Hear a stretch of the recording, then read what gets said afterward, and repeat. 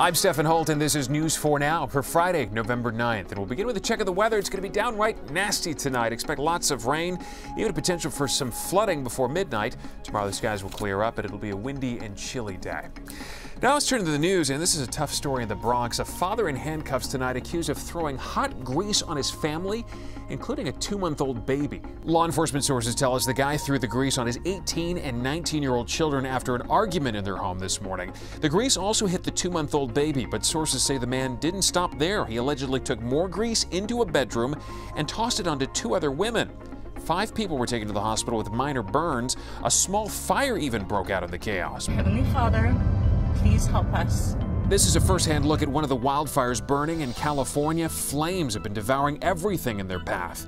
Tonight we've learned that at least 5 people have died. Tens of thousands of others have been forced from their homes by the smoke and flames, which firefighters say mostly destroyed the town of Paradise, California. A considerable portion of the town was destroyed. In Brooklyn, a school bus attendant is under investigation after parents say he assaulted their daughter who has special needs. It was relentless and sadistic. The video is tough to watch. It allegedly shows the attendant grabbing the 13-year-old's head, pulling down her hood, and shoving her into a bus seat during the morning ride to the Manhattan Children's Center.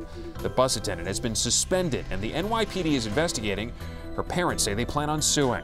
Now to the shakeup at the MTA. The man brought in to fix the region's transit problems is stepping down. Joe Lhota resigned today after just 17 months as the head of the MTA. This had been his second stint on the job. In a statement, Lhota said he stopped declining service and put in a plan that stabilized the city's crumbling subway system. But some riders remain skeptical that anything's gotten better. And finally, a New Jersey daredevil who once climbed the side of One World Trade Center is back at it again. 21-year-old Justin Casquejo was cuffed earlier this week after scaling a high-rise under construction on West 61st Street. He sparked a security scare back in 2014 when he squeezed through a fence at One World Trade before the building was finished and climbed to the 100th floor. He's also still on probation from another stunt a year earlier. That's all for News 4 Now. Keep watching for a medical drama pitting a mother against a Long Island hospital over the treatment of her son who has leukemia. I'm Stefan Holt. Thanks for checking in. I don't have cancer, so there's no need for chemotherapy. From his hospital room, Nicholas Gunderson issued this cry for help. The 13-year-old's rare form of leukemia is in remission, but doctors are continuing his chemotherapy treatments against the wishes of Nicholas's mom.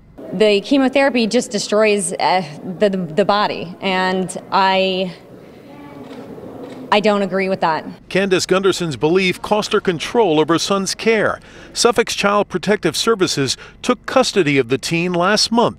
The move came when Nicholas's cancer went into remission and his mom decided to stop the chemo. They are trampling our rights.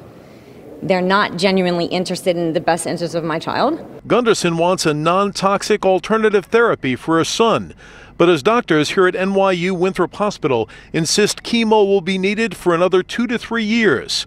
Unless it continues, the hospital says, those cancer cells can once again multiply, and the results are usually fatal. The alternative treatments that she's using will allow him to fight off the cancer from coming back and give him a quality of life. For now, though, Nicholas himself describes his life as stressful. He's been forced to wear a GPS bracelet in the hospital so officials can track his whereabouts. I actually genuinely feel that I have failed him because they have literally taken away my ability to protect him.